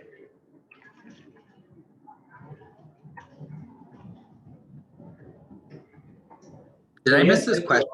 I apologize if I missed. Did I miss this responding to a question? No, she was making a comment and asking a question. We can read it again. Alex Sorry will about read it for you. Alex can read it again. So Jade, a member of the public, said in the Q&A, speaking of all hands on deck, has there been a consideration to expand collaboration beyond service providing organizations? People with lived experience, especially the Lived Experience Coalition, can help expand inclement weather response if presented with the opportunity. We have hundreds of members across the state with connections throughout the region and could help fill gaps. Thank you. I did not hear when Kelsey shared that comment. Thank you so much for sharing that question. I would love to speak with you, and I will drop my chat box so that we can discuss further ideas and there. Alon, you're kind of cutting out. You're cutting out. You're cutting out, so we're only getting bits and pieces. Sorry. Yeah. Thank you That's for better. the comment. I will drop my email in the chat. Okay, it looks like I'm breaking up. Yeah. Galena's asking about the panelists about.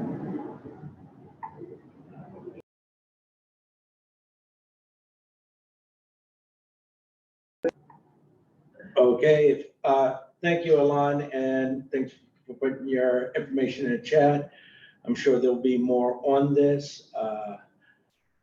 As we head to the closing of today's meeting, I wanted to bring up the piece that I wanted to add to our agenda talk is we have an opportunity to address the governing board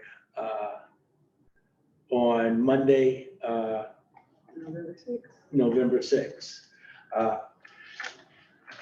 I would like to either have, if there are topics you want us to absolutely cover, and Board Member Bauman, I think you've given me yours.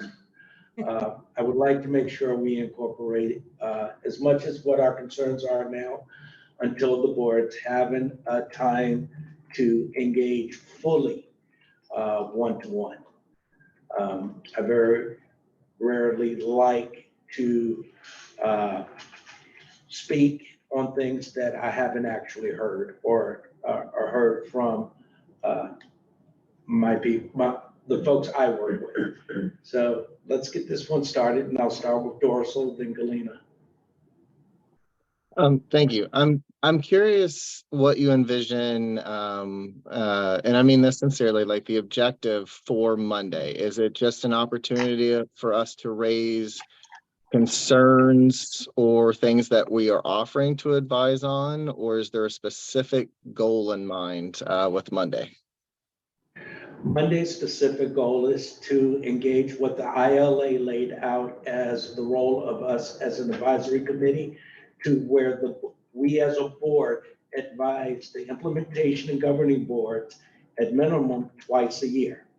I look at that as one or the other board every quarter. We have never established that, and now that we have enough staffing, I would like to see that begin. We've been given some time to introduce this to the governing board on Monday. I am happy to share our concerns, or I have some, but if there are specific concerns, either share them today or email me. I will work to put them in a presentation slide, which seems to be what they like to see, and share it with everybody before we meet up on Monday. Galena?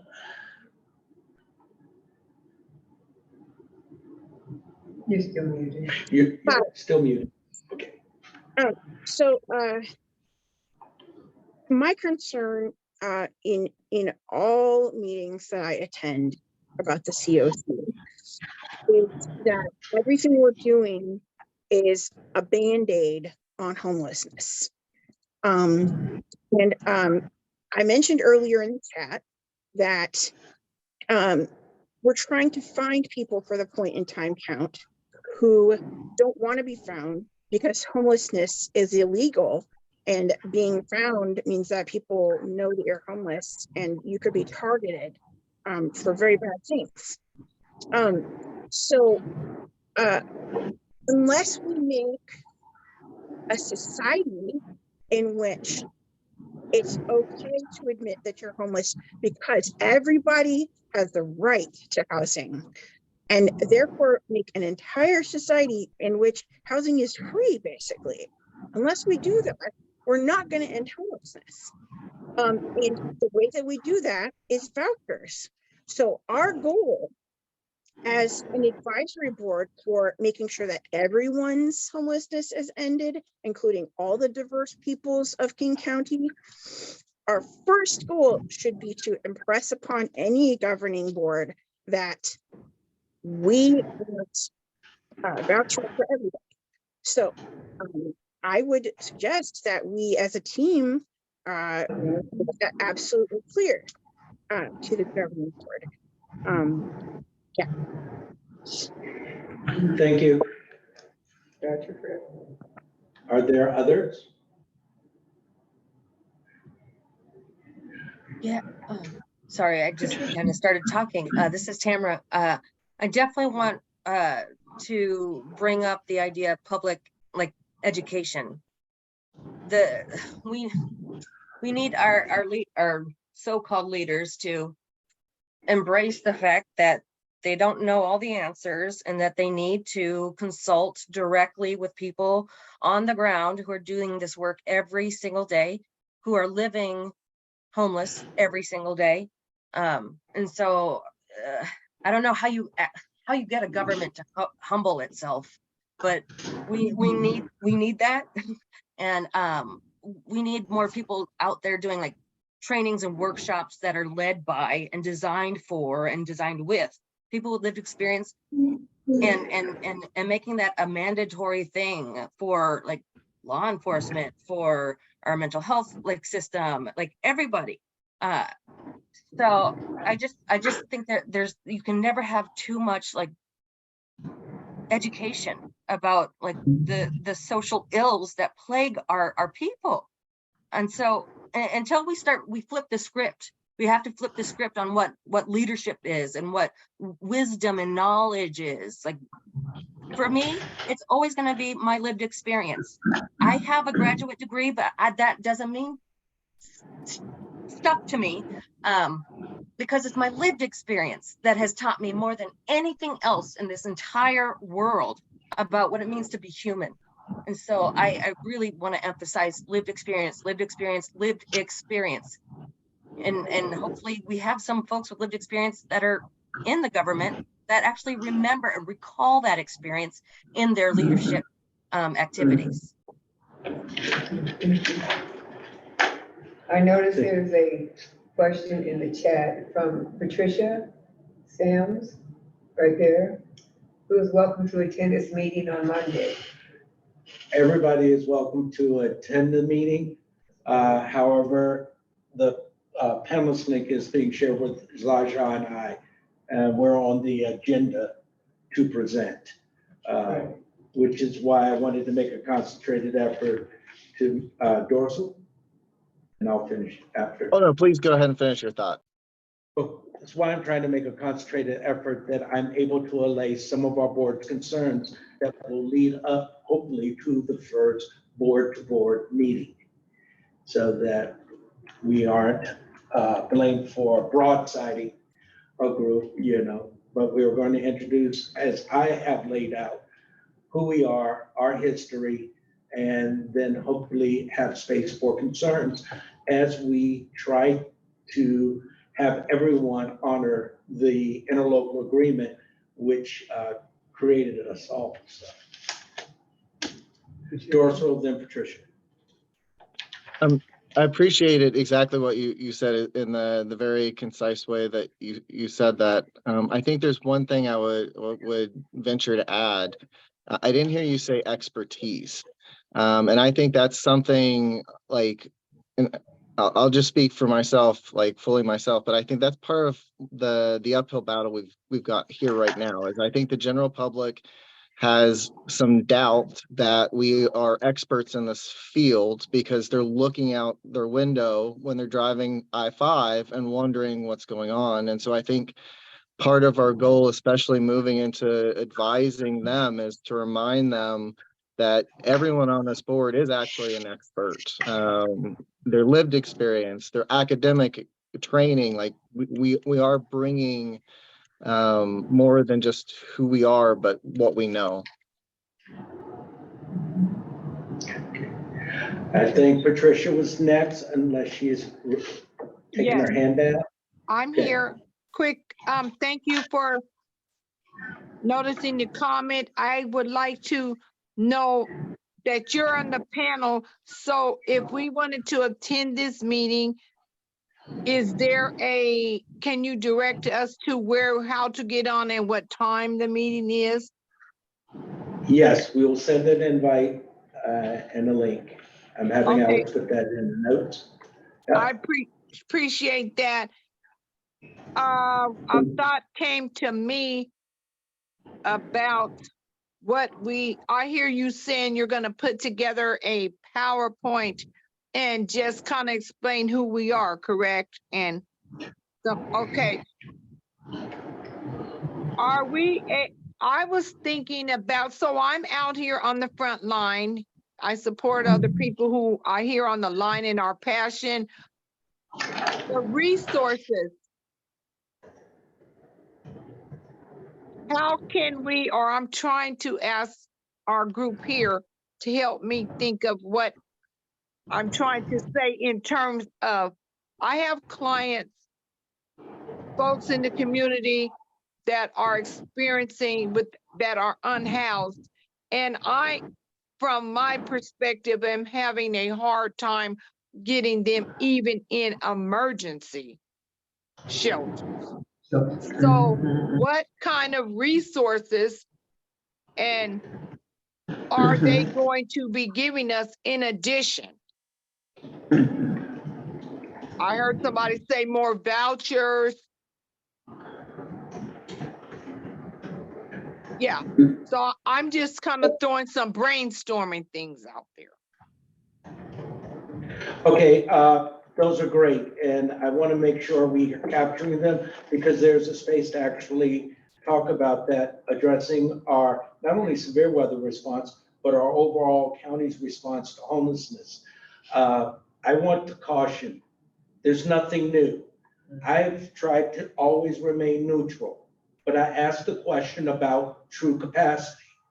If we're not meeting the exact need that is required, then there's plenty of space to where we as an advisory committee can be advising both the implementation and governing boards on responses that we know from our work are needed. So, yes, we got that. Peter is joining you too. Okay, thank you. And up next is Galena, and then we have one last piece before we go today. Galena? So representation and like actually like increasing our resources for me, and Marvin, to your point, listen, I am grateful, very grateful for an opportunity to have a voice on this advisory board. I believe that my kind of voice is desperately needed because although I don't speak nonprofit speak as well as everybody else or have a good memory, I do have lived experience and I also have a very good grasp of the big picture. And grasp of the big picture tells me that in terms of overall actual impact, we are whittling away at little tiny fractions of what we can do basically there are volunteers out there working themselves to the bone and having very real emotional impacts on themselves, and having very little overall effect because we're not being given the resources we need to actually solve the problem. And society is out there. A lot of people are giving what they can to the situation, and a lot of that money would be better spent in vouchers. And I believe sincerely that it is our job not just to try to whittle away at the edges as board members, but also to inform everyone above us that, and constantly, and always be a voice in their ear, that we need vouchers and they need to pressure the people above them for vouchers to the point of taking protests at anything they can possibly do to make that happen. Because people are dying on the streets and it's our job to stop it. So I'm an activist. I'm going to do the things that it takes to make a real statement. And I think we need to make a real statement about real change. And just giving advice about little bits here and there is not going to do it. I'm sorry. Thanks, Glenn. Thank you. Tamara? Oh, yeah, I just wanted to lift up a question that was posed about like when can we engage with the vehicle residency group? I think that's a really important question and you know, a population that often gets overlooked. So I would love to engage with them at some point. Okay, okay, vehicle residency group. All right, we have a couple minutes before we're done. It gives me no joy to share with folks that our Chief Program Officer from King County Regional Homeless Authority, Peter Lynn, is leaving us shortly. If Peter's on the line, I'd like to extend a thanks for the work that's been done. Yeah. And that I will miss working with you. And if you had a few things you'd like to say to the board or community, please take this time. Marvin, thank you. Marvin, Jaja, and the board, new members, old members, I have so appreciated working with you and the work of this committee. I feel very grateful for the contributions that you've made and that you continue to make. I feel very grateful for the passion that you bring and the thoroughness and depth with which you center the voice of lived experience and the people that we need to house. And I feel grateful that you're here to carry on. I'm stepping back. I'm gonna need a little bit of a break. Just need to rest and recover for a bit. But I feel very grateful that you're here to carry the work forward. And I have a lot of confidence in the team that I'm leaving with the RHA. So just thank you for the opportunity to have served and to have been with you. Peter, I'd like to say thank you for allowing me to serve alongside of you in this work. You have been an asset. You have been open enough to receive ideas and thoughts and help implement those things and bring things to the board. So thank you so very much, sir. I appreciate you and you will be missed. Thank you, Jaja. Thank you.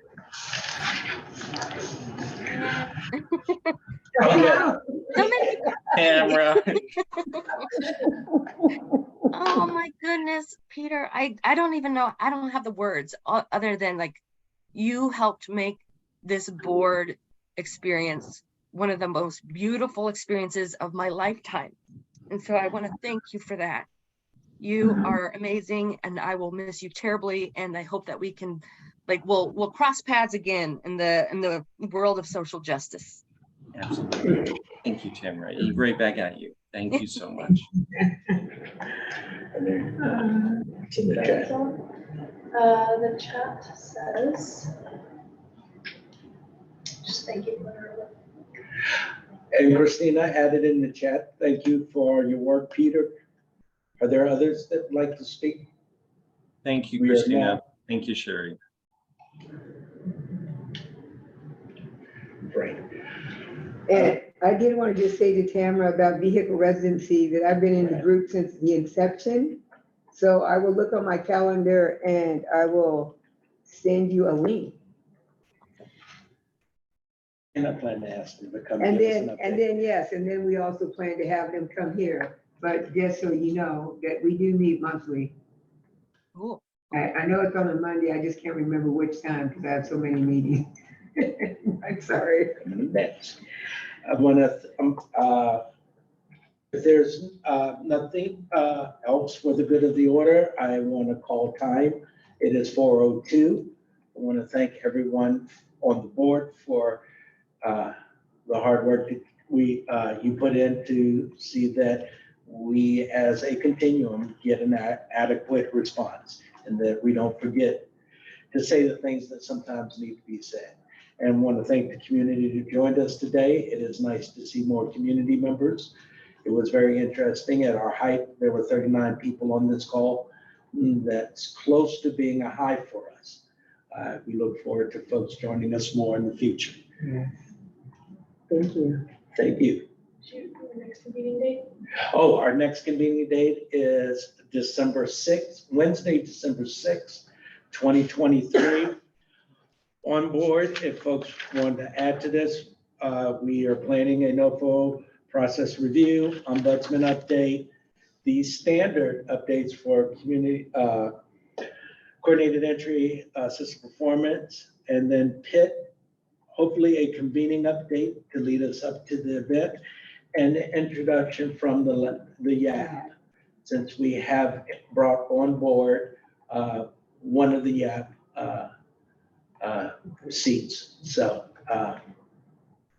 if there are other things that we need to address, once again, we meet Mondays at 3 p.m. Weekly. If we can work on something or help refine something for a presentation for the board meeting. Right. Thank you. Thank you. And we're done. Thank you, everybody. Bye. Thanks, folks. Thank you. She treat them like they're in like a fancy restaurant.